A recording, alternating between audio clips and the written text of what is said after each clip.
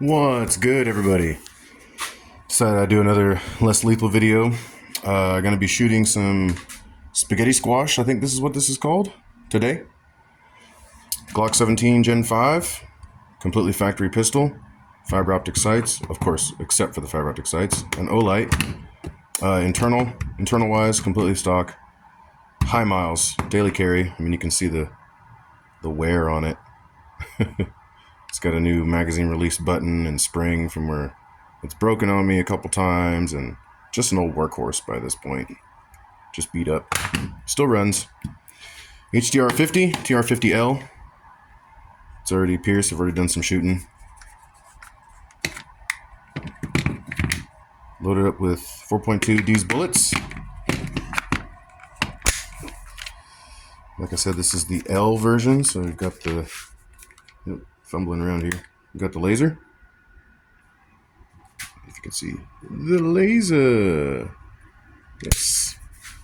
Nice little push button there. And we're going to shoot these bad boys from about 15 feet away. Over there. Yes, over my currently in the middle of being fixed Mustang.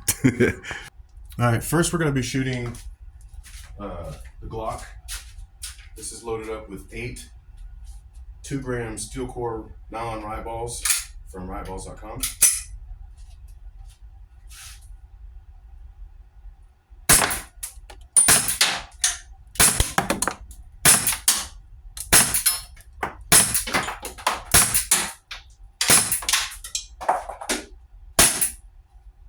All right. That's all 8. All right, we got the HDR TR50L. Get a little laser action going here. 15 feet away, D's bullets. This is actually going to be the second mag on this CO2.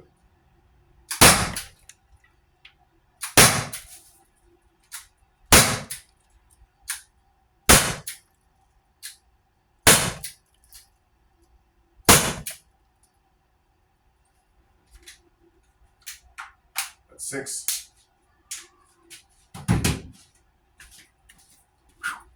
Yes, sir. All right, what have we learned? Here's the results. 8 rounds of 43 cal steel core 2-gram riot balls. Pretty hard, pretty heavy for a 43 cal. We got a D's bullet where the ball bearing came out, but shaped projectile, 4.2 grams at 11 joules. Quite a bit more damage from engagement distances.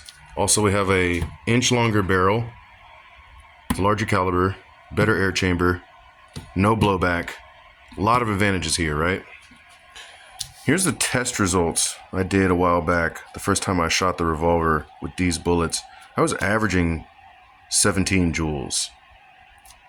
I was averaging 13 joules with a 1-gram ball. So, not bad. I will have to agree that until these can be modified to like 13, 14 joules, probably not good for kinetics. I think the Lancer tactical pepper balls are absolutely great.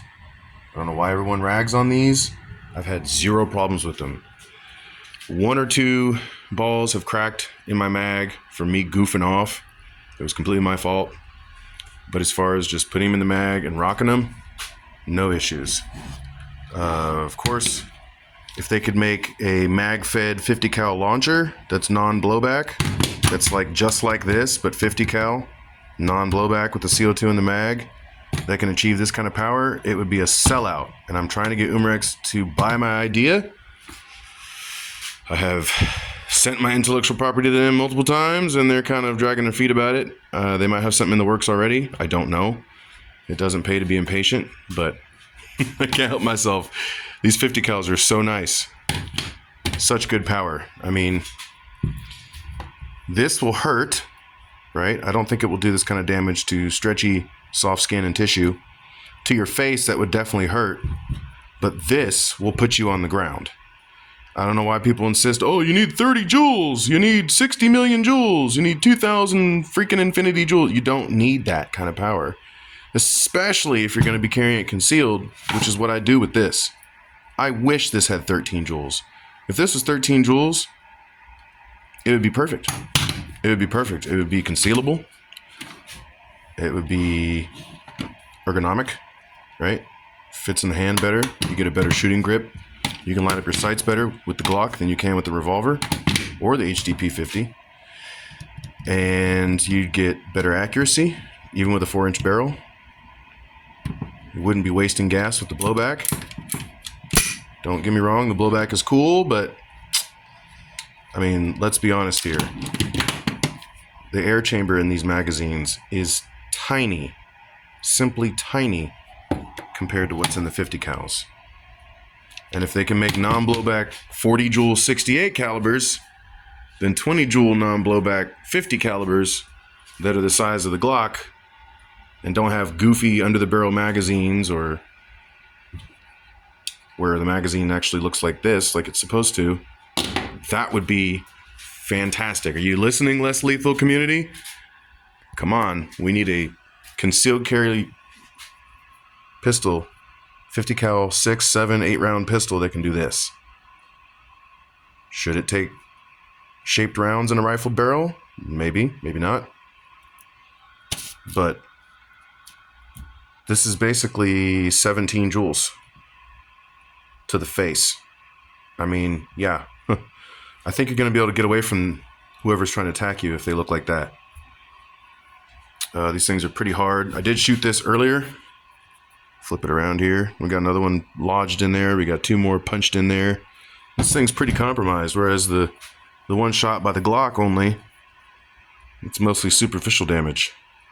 Which again, that's big owie. And if you mix that in with pepper balls, the Glock is pretty effective. But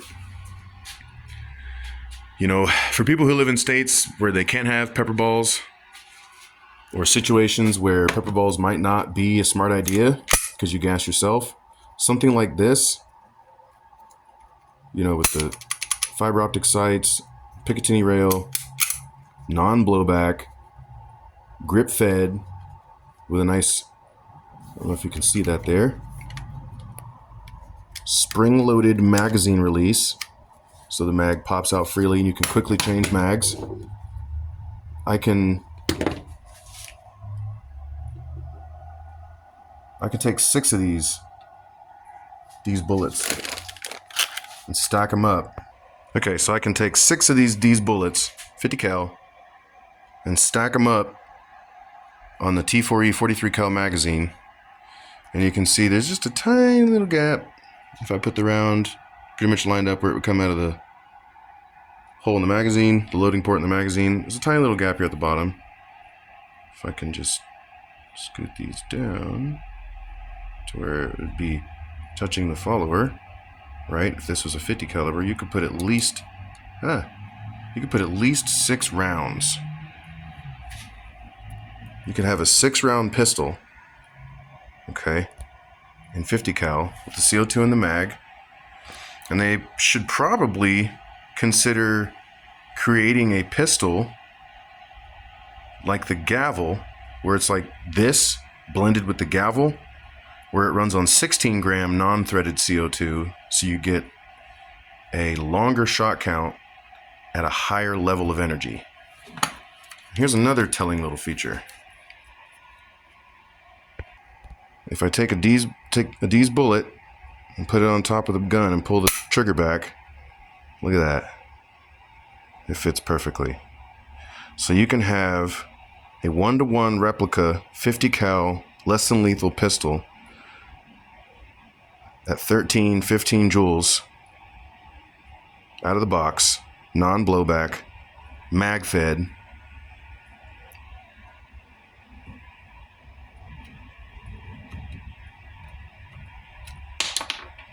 If they'd only make it.